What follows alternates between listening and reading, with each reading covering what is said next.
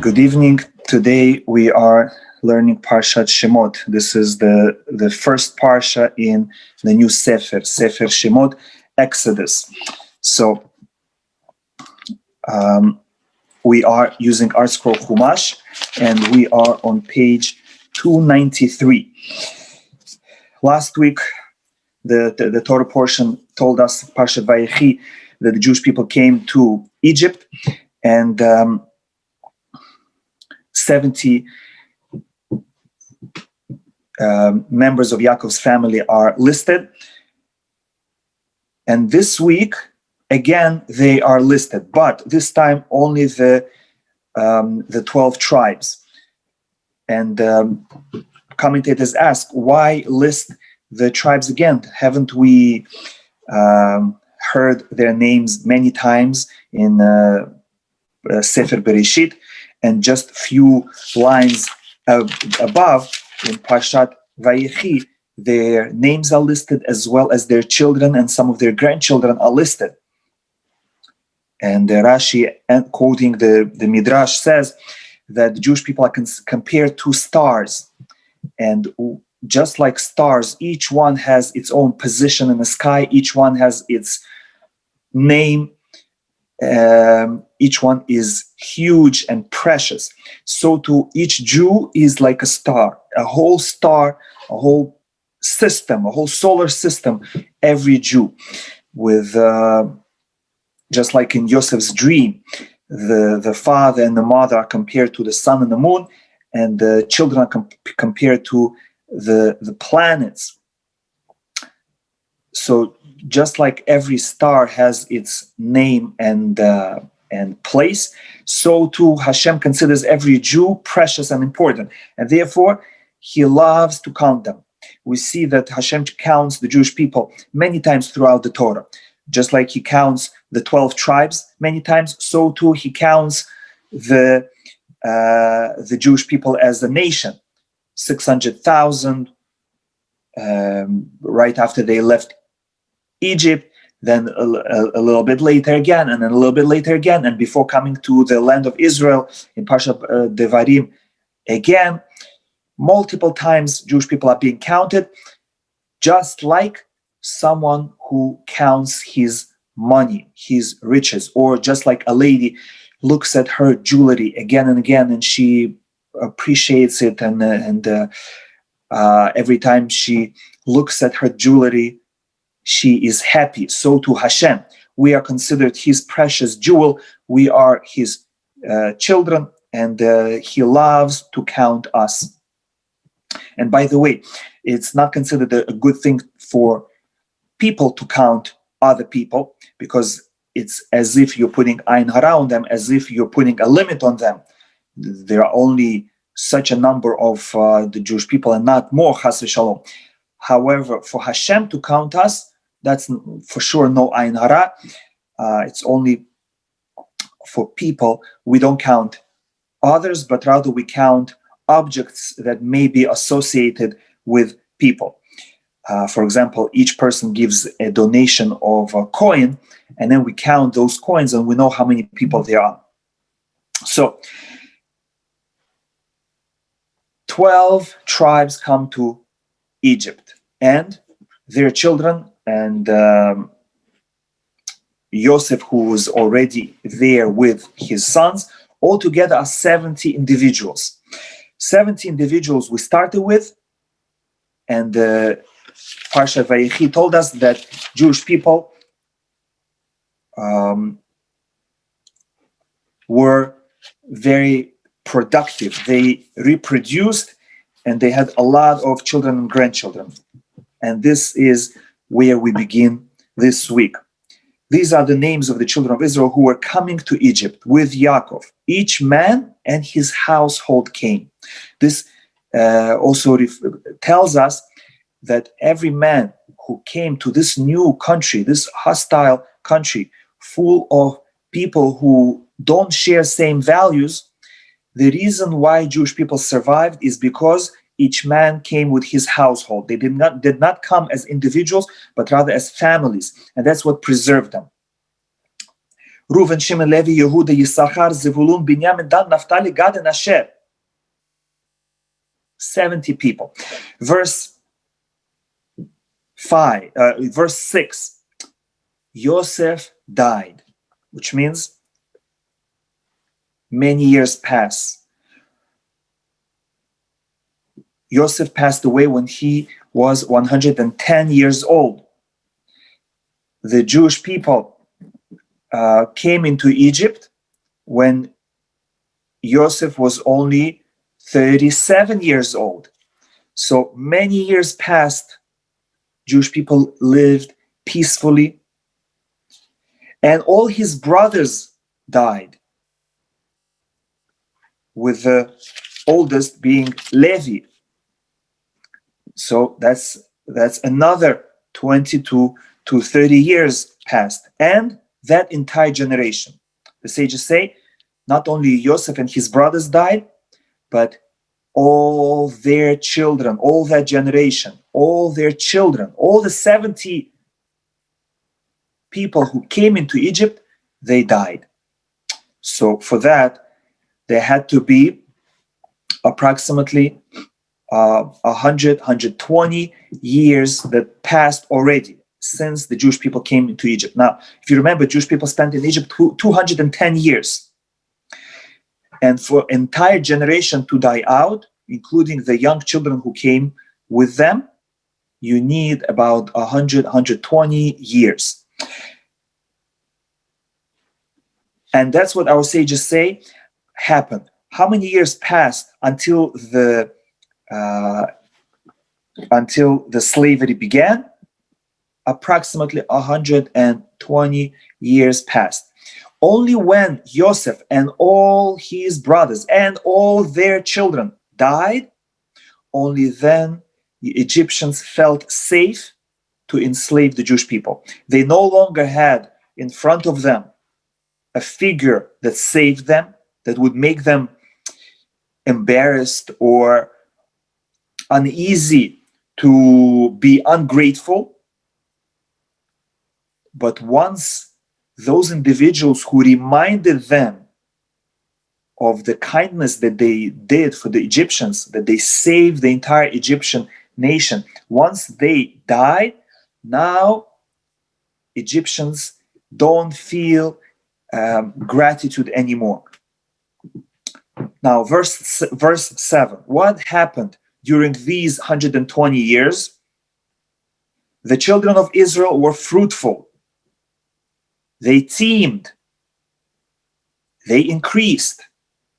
And they became strong. Very, very much so. So the Torah uses 6 expressions of how Jewish people multiplied. And the land became filled with them. So our sages say, the Torah doesn't waste words. Why use 6 expressions of multiplication? Must be the Jewish people multiplied 6 times faster than usually. If usually a woman gives birth to 1 child a year, the Jewish women in Egypt gave birth to 6 children a year.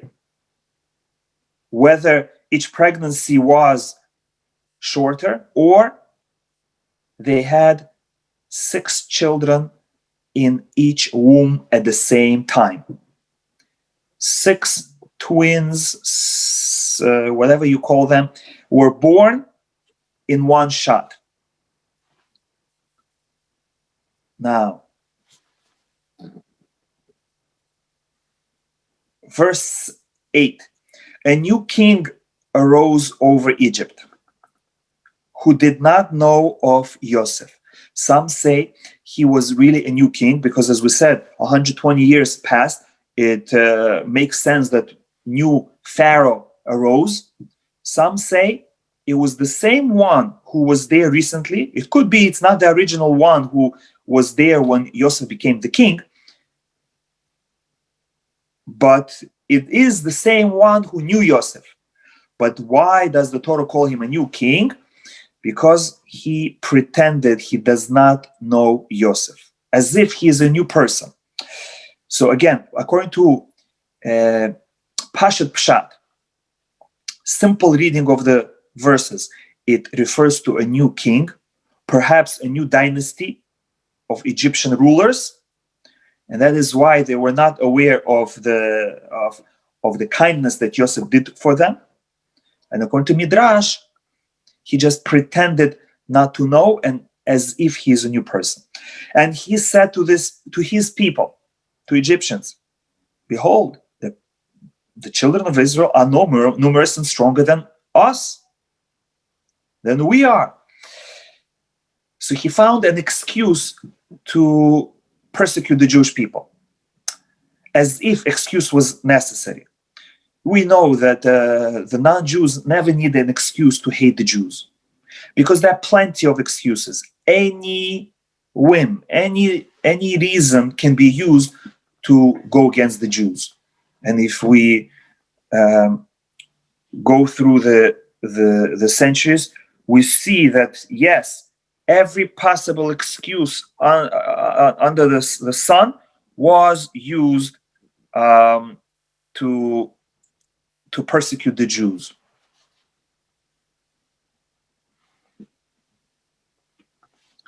Someone is asking a very good question. And by the way, remember that whenever a question is asked, before you answer it, you have to analyze its assumptions. And if you find an assumption that is wrong, then the question doesn't start. So somebody is asking a question. Yocheved, that we're going to speak about soon, she is a third generation from Yaakov. Yaakov gave birth to Levi, his son, and Levi had a daughter, Yocheved. So the question is, how is it possible that in just 3 generations, the Jewish people went from 70 people to 3 million people? So, number one, the assumption is that the Jewish people right now are 3 million, and we have to test that. Number two, the assumption is that only 3 generations passed.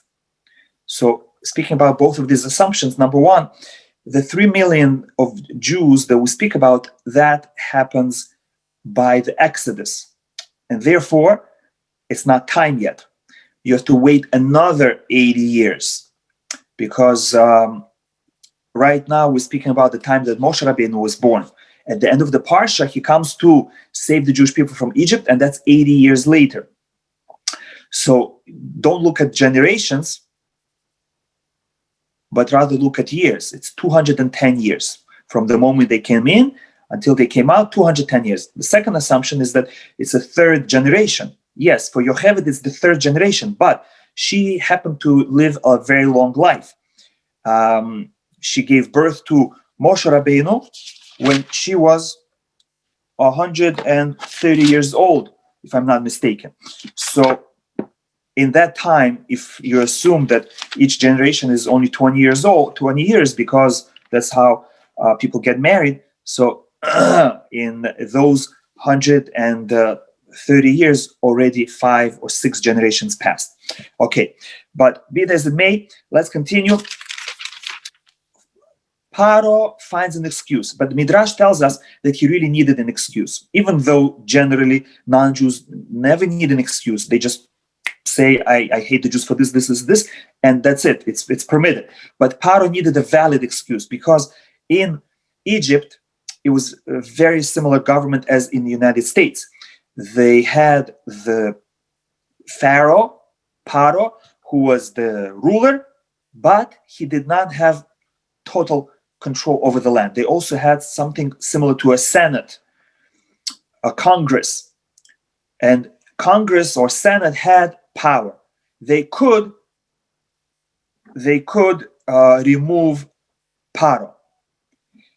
And Paro had to explain his actions. He couldn't just do whatever he wanted. Number two, Paro also was very concerned about his image in the eyes of the nations. So he couldn't just look like a cruel king. So he had to give a valid excuse. Why am I persecuting the Jews? Because they seem as a danger for our nation. They are very numerous, and they are foreigners, so it's very possible that they will attack us.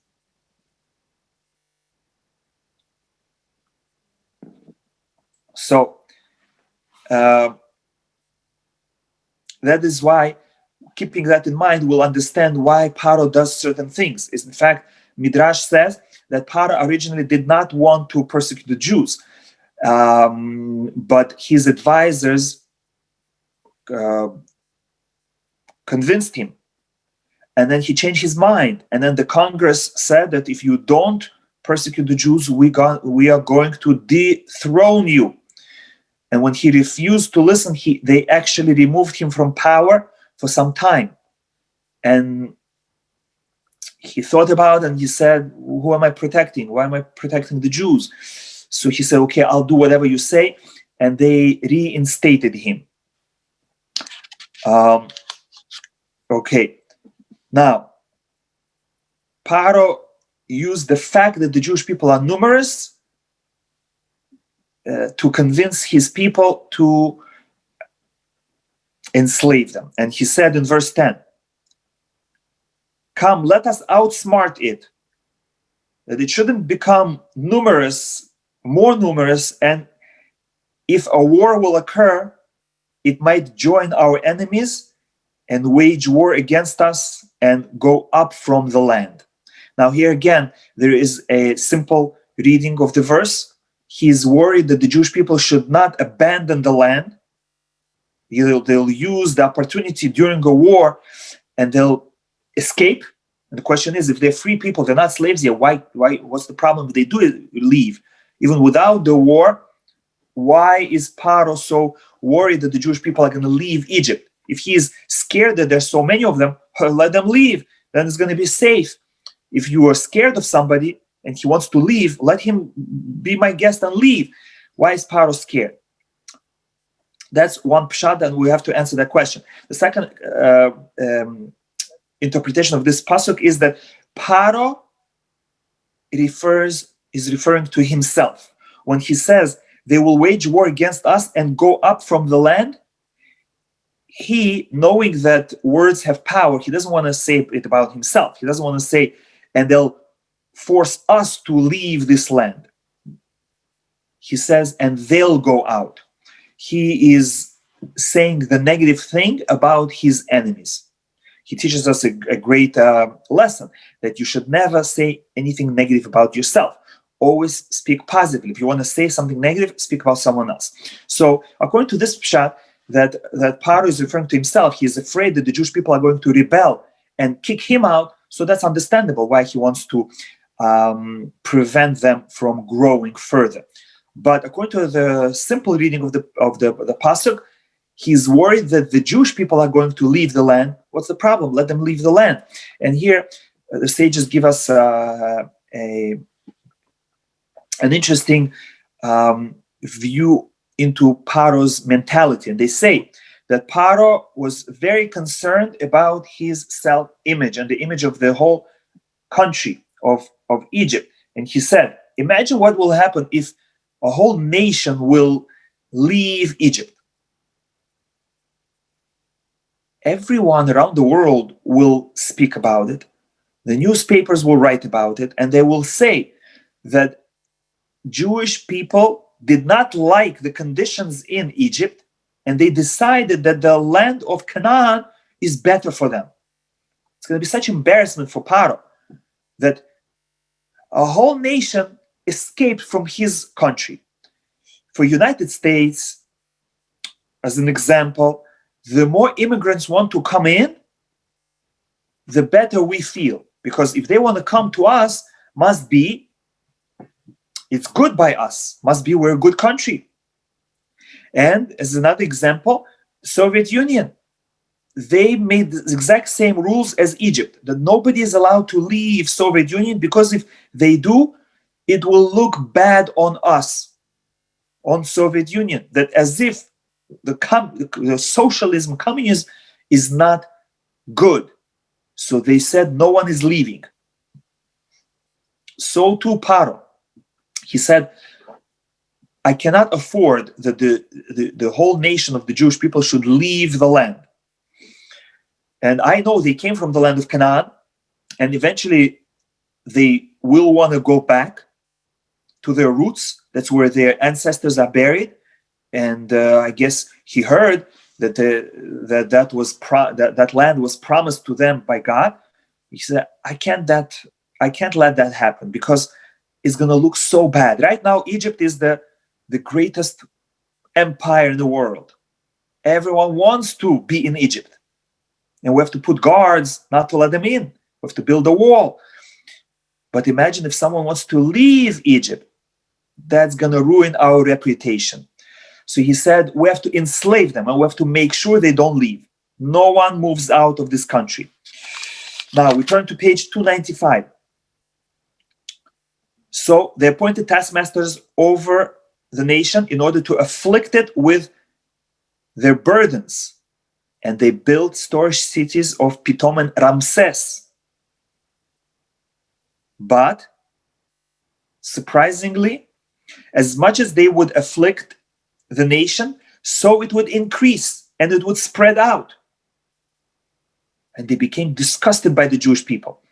As much as they tried to suppress them, the Jewish people just grew more and more. And that answers the first question that was asked. How is it possible that in such a short time Jewish people grew so much? And we see that this was miraculous. As a direct response to them, we have to control the growth of the Jewish people. And Hashem says, yeah, you think you're going to control the growth of the Jewish people? The more you oppress them, the more I'm going to bless them. Verse 13. Egyptians enslaved the children of Israel with crushing harshness. They embitter their life with hard work, with mortar and with bricks, and with every labor of the field. And that wasn't enough. The Jewish people were not giving in. God was supporting them. So Pharaoh now goes further. In verse 15, the king of Egypt said to the Hebrew midwives, Shifra and Puah, when you deliver the Hebrew women, if it is a son, you are to kill him before he's born. And if it is a daughter, let her live. So he sees Jewish people continue multiplying. The slave labor is not stopping them. So he said, let's kill them ourselves. But the midwives feared God, and they did not do as the king of Egypt spoke to them. And they caused the boys to live. And the king of Egypt brought the midwives to him and questioned them. And they found an excuse. They said, Hebrew women are very agile. They're very lively. And they're experts at giving birth. Even before the midwife comes to them, they already gave birth. And once they gave birth, we cannot kill the baby. We can kill the baby while he's coming out, and we can just say he was stillborn, God forbid. But after he's born, again, you see that Pharaoh is still trying to hide his agenda. So he's trying to kill the Jewish infants secretly. So God benefited the midwives, and the people increased and became very strong. And it was because the midwives feared God that Hashem made them houses. Either physically, he made them rich, or houses he referred to households, that they produced great families. One of them, Yocheved, produced Moshe and Aharon, from which the Levites and the Kohanim came from. And one of them married into the family of Yehuda, and she produced those that will be kings. However, there's another interpretation that says, who made them houses? Pharaoh. For whom did he make houses? Either for the midwives, which means he imprisoned them He said, you're not doing a good job, you're not listening to me, so he imprisoned them. Or, according to some, he made houses for the Jewish women to give birth in. That means he created first birthing centers. Paro said, if Jewish people are allowed to give birth at home birth, then they will be hiding the infants. They will be giving birth, and we cannot kill them after they give birth. What do we have to do? We have to make a new rule. All people have to, from now on, give birth in the hospital. It's unsafe, unsanitary, dangerous to give birth at home. Therefore, start giving birth at the hospital. And we will punish anybody who goes against CDC rules and gives birth at home. Everyone, including Egyptians, must give birth at the hospital. And of course, once the woman is at the hospital, they can do anything they want with the babies. And that's what they started doing. Now we turn to page 297. Paro saw that this also doesn't work, so he increased the severity of his decree. And in verse 22, he says, Paro commanded his entire people, saying, every son that will be born into the river shall you throw him, and every daughter you can keep alive. And our sages say that the reason why he made such a decree, even for his people, was because his astrologers told him that around this time, the one that will bring the Jewish people out of Egypt is going to be born. And they told him, we are confused. We're not sure if he's going to be Egyptian or Jewish, because on one hand, the stars show us that he's going to be Jewish. But on the other hand, the stars show us that he's going to come from an Egyptian household. In fact, he's going to come from your palace. So therefore, he said, since there is uncertainty, let's kill all male infants who are born this year. So even Egyptians were forced to throw their babies into the Nile. Now, chapter 2, the birth of Moshe. A man whose name was Amram got married to a daughter of Levi, whose name was Yocheved. And our sages say this was that this was not a new marriage. This was a remarriage. They were married already, and they had two children, Miriam and Aharon. But once Paro said everyone must throw their children into the Nile River, he said, no more children. Why should we give birth and then kill them? So he divorced his wife. And then Miriam came and said, Dad, but maybe you'll have a daughter. And at least you'll have some children. So he said, yes, that makes sense. So he got married again. And the woman conceived, and she gave birth to a son. Now, and it's a good question is being asked, why didn't Egyptians rebel against Paro? And a possible answer is that for Egyptians at that time, it was not a big deal to kill their children, because if you remember, in the non-Jewish nations, it was accepted to do human sacrifice, and very often they would sacrifice the firstborn male as a good luck sign for the rest of the family. Just like the Jewish people. But the Jewish people said the opposite. They said, don't kill the firstborn, dedicate the firstborn to the service of God. So the mitzvah of Bechor is to counteract the common practice of the heathens, of the idolaters, to sacrifice the firstborn. And so if Egyptians heard that we need to sacrifice the child that is born this year, if he is a boy, for the greater good of the country, Egyptians would do it. They are familiar with it. Okay, so the woman gave birth, and our sages say she gave birth prematurely at 6 months. So she gave birth 3 months early. And because she gave birth 3 months earlier, she is able to hide the child for another 3 months. She saw that the child was good. And because of that, she called him Tuvia. One of the names of Moshe Rabbeinu is Tuvia, means the good one from God. How did they know he is good? Because Midrash says that when he was born, he, number one, was already born with a Brit Milah. Number two, his body was shining.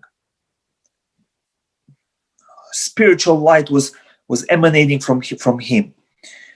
So she hid him for 3 months.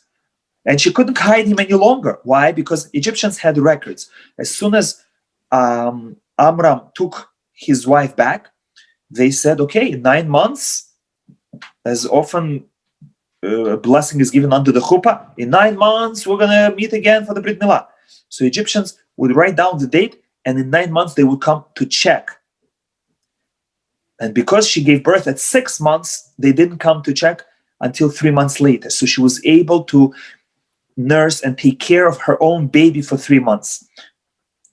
So she was forced, rather than let the Egyptians come and kill him, she was forced to take him and give him up in the hands of God. So she took a wicker basket, smeared it with clay and pitch, and placed the boy into it, and placed the basket among the reeds at the bank of the Nile River. And Miriam stood and followed the basket as it was flowing in the Nile River. Verse 5, Paro's daughter, whose name was Bitya, now we call Jewish girls Batya, she went down to bathe by the river. And our sages say she went down to immerse herself in the river for conversion. For some reason, she decided that she doesn't like the Egyptian culture. She doesn't like her father's household, and she decided to serve one God. And for that reason, she decided to immerse herself in the river. And she saw the basket among the reeds. And she sent her maidservant, and she took it.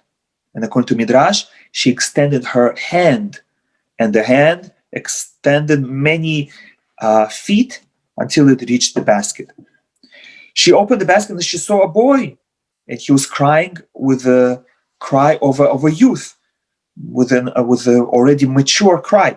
She took pity on him and said, "This is one of the Hebrew boys." She realized, number one, he was circumcised. Number two, he was in the basket in an aisle. So she understood that he must be a Jew. Also, if you remember, we said that Egyptians were a different race. They were Hamitic race. Jews were Semitic race. And therefore, their features and the color of their skin was different. And Miriam, his sister, ran to Paro's daughter, and she said, "Should I call a Jewish woman to be a wet nurse for this boy, to nurse him?" And Paro's daughter said, "Yes." And Miriam ran home and called her mother. And Paro's daughter gave the boy to his own mother, and she paid the mother to nurse her own baby. Imagine such a miracle God performed. Not only didn't the Egyptians kill Moshe, but they paid very well to Moshe's mother to take care of her own baby. And Paro's daughter gave Moshe a second name. Until now, his name was Tuvia. Now she called him Moshe, and that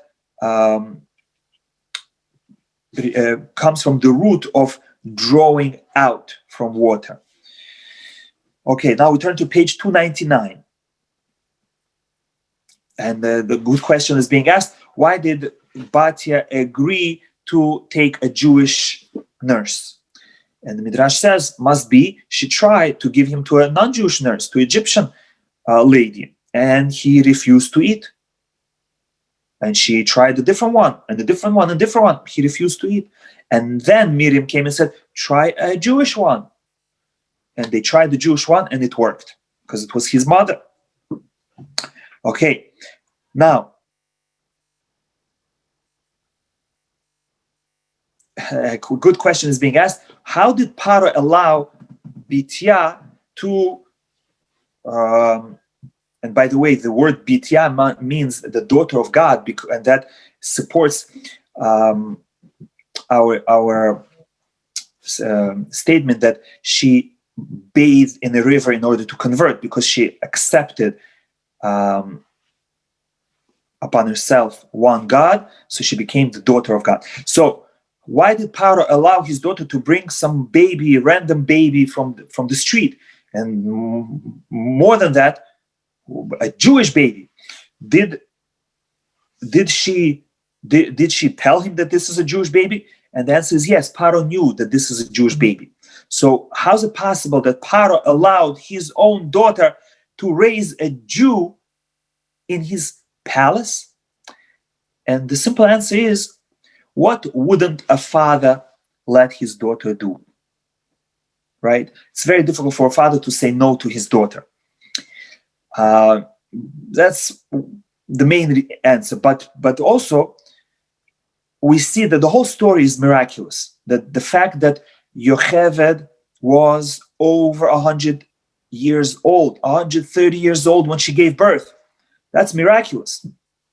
And the fact that Moshe was born premature, 3 months premature, and the fact that he didn't drown in the Nile, and that some other Egyptian didn't see him and just kill him, and that Miriam convinced Paro's daughter to hire Yocheved to nurse him. And this is just one additional miracle that Paro allowed Batya to raise Moshe in his house. Okay, now a few years pass. Moshe grew up, and some say he was 12 years old at this point. And he went out and he observed his brothers. He knew he was Jewish because for the first 2 years he was raised in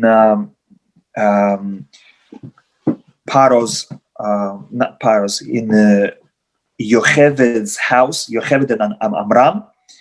And they taught him Hebrew, they taught him about one God, they taught him about Judaism. And only then he came to Paro's daughter. So he knew he was Jewish. Everyone knew he was Jewish. But they were hoping that he'll forget about the Jews and he'll become Egyptian. One more reason why Paro allowed his daughter to keep Moshe was because she didn't have children and she wasn't married. Some say she did have a husband, but he was crippled and they couldn't have children.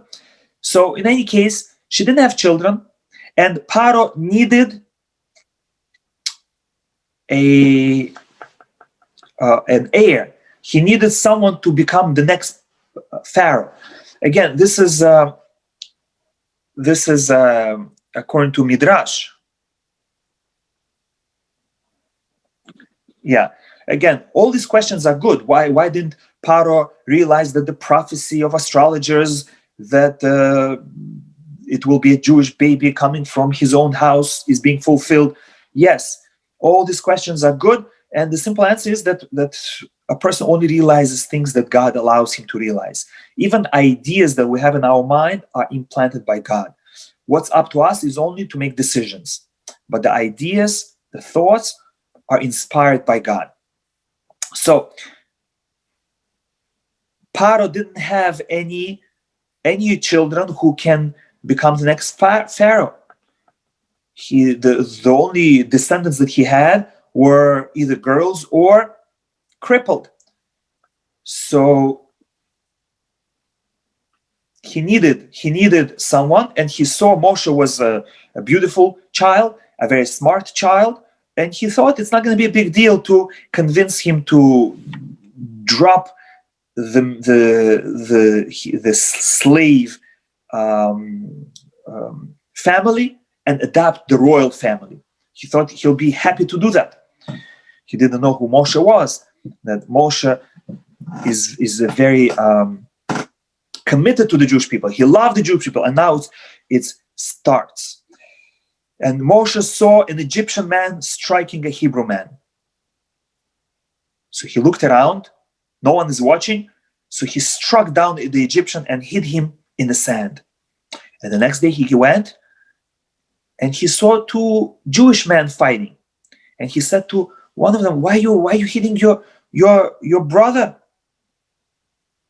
And they got upset. They said, "Who put you a judge over us? Are you going to kill us just like you killed the Egyptian?" And Moshe said, "Oi, the matter is known." And that's what happened.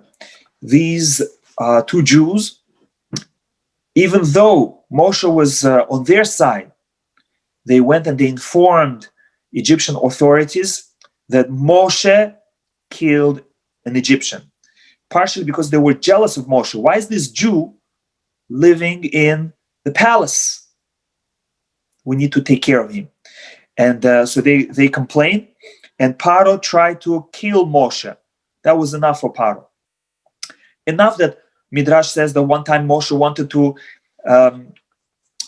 not wanted, he actually did. He took off Paro's crown and put it on his own head. Paro was shocked. He thought, that's it. The prophecy is being fulfilled. And the miracle again happened. And Moshe was forced to pretend as if he is not smart.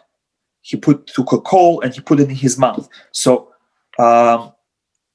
Paro said, "Okay, it's just I'll let him live." But now, when Moshe goes and kills an Egyptian, that's it. That's rebellion. He wanted to kill him, and Moshe escaped miraculously as well. And after many years, now Moshe is about 75 years old. From 12 to 75, we jump 63 years. Moshe was traveling around the world. Some say he was in Ethiopia, and he rose to the rank of a king until he didn't want it anymore, and he gave it up, and he came to Midian when he is 75 years old. And there he met daughters of Yitro by the well, and they were being harassed by the shepherds, and Moshe protected them, and he watered their sheep. Now we turn to page, actually on the same page, Yitro offered Moshe to marry one of his daughters, because Yitro, who was the leader of Midian, spiritual leader of Midian, he had 7 daughters. And so he was so happy that Moshe came, and at least somebody is going to marry his daughter. And Moshe married Tzipporah. Now we turn to page 301. She gave birth to a son, and they named him Gershon, signifying that he was a ger, a stranger, Sham, in a land that was not his. Some years passed, about 5 years passed. Moshe is now 79, around 80. The king of Egypt died. A new king arose, even worse than that one. And children of Israel cried out to Hashem. And God heard their moaning, and God remembered his covenant with Abraham, Yitzchak, and Yaakov. And God decided the time came to save the Jewish people. Chapter 3. Moshe was shepherding the sheep of Yitro, his father-in-law. And in his shepherding, he arrived at the mountain of God, which will later be called Mountain of God, Mount mountain, Mount Sinai or Mount Horeb. And the angel of Hashem appeared to him in a blaze of fire from amid a bush. And Moshe saw that the bush was burning, but it wasn't being burnt up. Even though bush is a dry little thing, should be burnt up, it wasn't. And Hashem spoke to him. Now we turn to page 303, and he said, I'm the God of your forefather, God of Abraham, Yitzchak, and Yaakov. And Moshe turned his face away. And Hashem repeated the promise that I promised Abraham, Yitzchak, and Yaakov that I will give them a land of Canaan, land flowing with milk and honey, and I will fulfill my promise by taking the Jewish people out. Verse 10, and now go, and I shall dispatch you to Pharaoh, and you shall take my people, the children of Israel, out of Egypt. And Moshe replied, who am I that I should go to Pharaoh and I should take the children of Israel out of Egypt? And Hashem said, don't worry, I shall be with you. Yeah, it's true, you're just a human being. Might be insignificant in your own eyes, but I'm going to be with you. What can be greater than man with God next to him? And not only that, I'm giving you a sign that I will help you. Page 305, when you take the people out of Egypt, you will serve God on this mountain. The greatest sign will be when you come back with the entire nation to this same place, this mountain, and I will reveal myself to them. And Moshe continued arguing with God. Our sages say he argued with him for 7 days. And he said, when I come to the Jewish people and I tell them I came in the name of God, they'll ask me, what's his name? What will I say? And Hashem answered, my name is I shall be as I shall be, which means I'm unchanging. I shall be has sent me to you, tell the Jewish people. And say further, Hashem, the God of your forefathers, has dispatched me to you. This is my name forever, and this is my remembrance from generation to generation. In this cryptic sentence, Hashem told Moshe that there is a name of God that you cannot pronounce, and there is a name of God that you could pronounce. Hashem taught Moshe different names. Now we go to page 307. Come to Paro and say to him, Hashem, the God of the Hebrews, happened upon us, and now please let us go on a 3-day journey in the wilderness, and we shall bring offerings to Hashem, and then we'll come back. They knew that if they just say to Paro, let us go forever, that's impossible. And God doesn't give a test to a person that he cannot pass. As we mentioned before, it's impossible for Paro let Jewish people go forever. So therefore, they said only for 3 days. At least that's within his choice. But I know that the king of Egypt will not allow you to go even for 3 days, except through a strong hand. Only when I show him my strong hand. I shall stretch out my hand and I shall strike Egypt. And eventually he will give you permission. And you will not go empty-handed, but rather you shall empty Egypt. Now, chapter 4. Moshe continued to argue with God, but they will not believe me. And Hashem said, don't worry, I'll give you signs. Number 1 is a staff. Throw it down. Moshe threw it down and it turned into a snake. And then he grabbed to it and it turned back into a staff. Number 2, we are now on page 309, verse 6. Hashem said to Moshe, put your hand under your garment and take it out. As soon as Moshe took it out, it was white like leprous with tzarat. And Hashem said, put it back in. Moshe put it back in and he took it out and it's healthy. And the third sign in verse 9, take blood from Nile River and throw it on the ground, and it will turn into blood. These are 3 signs that you will show Jewish people that they should believe in you. These are besides the miracles that Moshe is going to show in front of Paro. And Moshe said, another excuse, but I'm heavy of mouth and heavy of speech. I have a speech impediment. And Hashem said, I shall be with your mouth and teach you what you should say. Don't worry. And Moshe said, no, please send through whomever you will send. Send someone else. And the wrath of Hashem burned against Moshe. And he said, Moshe, you lost a little bit. Now, instead of being the leader and the Kohen, now Aharon, your brother, the Levite, he's going to take some of your glory. He's going to be the Kohen, and he's going to be your helper. I know that he will surely speak for you. He's going to be like your representative, your loudspeaker. You shall speak, now we're on page 311. You shall speak to him and put the words in his mouth, and I shall be with your mouth and with his mouth, and teach you both what you are to do.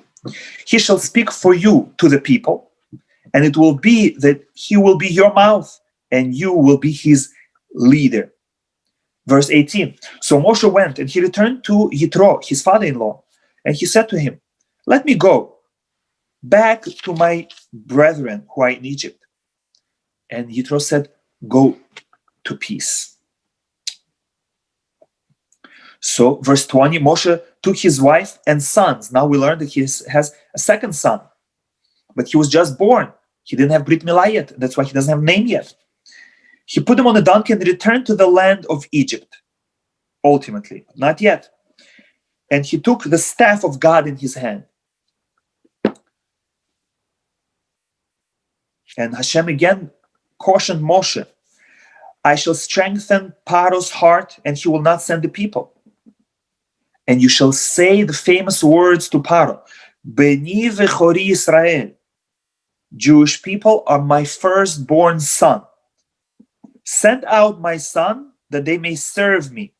And if not, I shall kill your firstborn son. If you don't send out my firstborn son, I will kill your firstborn son. So Hashem is already telling Paro what's going to be at the end. He's giving him the final warning.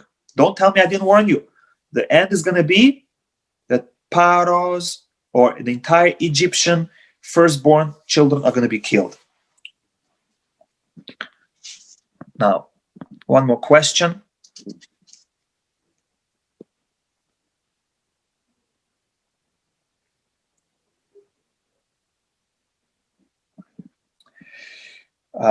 If Paro doesn't let anyone leave Egypt, why did they ask to go for 3 days? Would he let them go for 3 days? So going for a visit, for a vacation, that's a different story. Just like in the Soviet Union, they didn't let people move out of the Soviet Union, but under certain circumstances, they allowed people to travel as tourists to Europe or other countries, because they needed to show that, yes, we have freedom, we allow people to travel. But temporarily, they would leave some of their family in Soviet Union and allow only some members of the family to leave, never the entire family. So to Paro, we'll see later, Paro will say, oh yes, just the man should go, or men and the women, but leave the children and elders, or you go and leave your possessions here. He started making conditions to guarantee that they will come back. So going for 3 days was a possibility. Now, verse 24. Moshe is traveling to Egypt. On the way, he stops at the lodging, and Hashem encountered him and sought to kill him. What's going on? Why is Hashem trying to kill Moshe, who is going to save the Jewish people? And the sages say, because Moshe did not do Brit Milah, the covenant between us and Hashem, that Hashem made with Abraham. All Jewish people have to keep. And Moshe is running to Egypt. Yes, Hashem told him to go to Egypt, but do the Brit Milah first and then go. Moshe said, no, but I will not be able to travel because it's dangerous for the child. So let me take him like this. I'll do Brit Milah later. So Hashem said, do Brit Milah and leave the child with his mother by your father-in-law. Don't drag him to Egypt. So Hashem sent a snake and it swallowed Moshe until his Brit Milah, and then it spit him out and swallowed Moshe again from the head until his Brit Milah. So Tzipporah understood. Page 313. So Tzipporah took a sharp stone and cut off the foreskin of her son. So the snake released him. And she said, well, I was about to lose my husband because of circumcision. Okay, now, with this behind him, we go to verse 27. Now, just let me address one more question.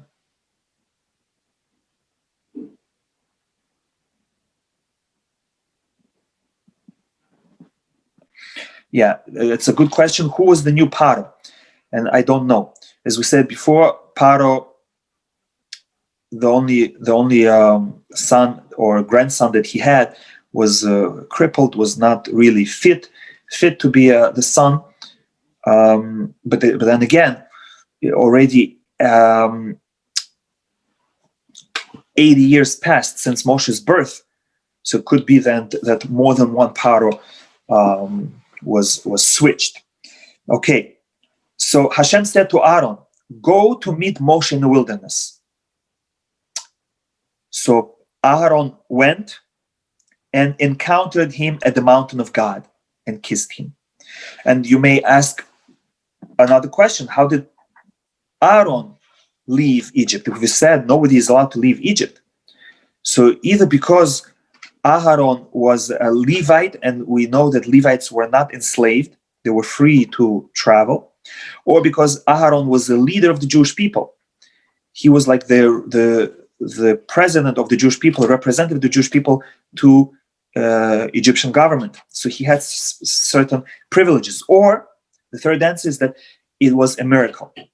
God allowed him to go through the border wall unseen and unharmed. So Moshe told Aaron everything that happened, and they went together to the Jewish people. Moshe and Aaron went and gathered all the elders of the children of Israel, and Aaron spoke to the people, and the people believed, and they bowed down and they prostrated themselves to God. Chapter 5. Afterwards, Moshe and Aaron came and said to Paro, so said Hashem, the God of Israel, send out my people that they may celebrate for me in the wilderness. But Paro said, who is Hashem? I don't know Hashem. It's not written in the book of my idols. So I'm not going to send the Jewish people. So they explained to him, you might not have him in the book of idols, but he is the true God of the Hebrews. And he happened upon us, and he commanded us to go on a 3-day journey. And if we don't, he might strike us with the plague or the sword.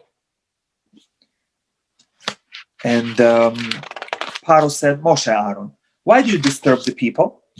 Go to your own burdens. Now on page 315. On that day, Paro ordered the taskmasters over the people, saying, you shall no longer give straw to the people to manufacture the bricks. Let them go and gather straw for themselves. But the quota of bricks you shall impose upon them. Do not reduce it, because they are lazy. Therefore they cry out, saying, let us go and bring offerings to the God. Let their work be heavier upon them, and let them not pay attention to false words. Paro said, let people be involved in their work and forget about spiritual pursuits. So there were two levels of supervision. First, he had Egyptian taskmasters, and then they had 4 men who were Jewish. So the Egyptian taskmasters would command the foreman, the Jewish foreman, and then the Jewish foreman were supposed to relay the command to the Jewish people and make sure that the quote is fulfilled. So, verse 12, the people spread out through the entire land of Egypt to gather straw. And the taskmasters pressed, saying, complete your work. Verse 14, the foremen of the Jewish people were beaten. The Jewish foremen were beaten by the taskmasters. Why did you not complete your requirements to make bricks as yesterday and before yesterday? The foremen of the Jewish people came and cried out to Paro, saying, why do you do this to your servants?